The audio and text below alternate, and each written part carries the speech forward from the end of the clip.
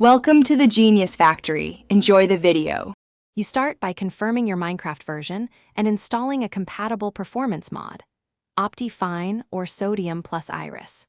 Once done, grab a motion blur shader or mod designed for that client. This is the feature that overlays frame blending to simulate camera movement. You should back up your world and copy current video settings, because enabling blur changes frame timing and can impact input feel. Make sure Minecraft runs cleanly with the new mod before adjusting blur strength to avoid compounding issues later.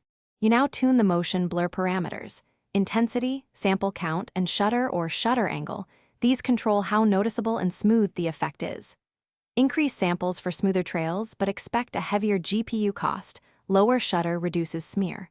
Once you change values, test by running in a flat scene where you sprint, turn, and jump to observe artifacts.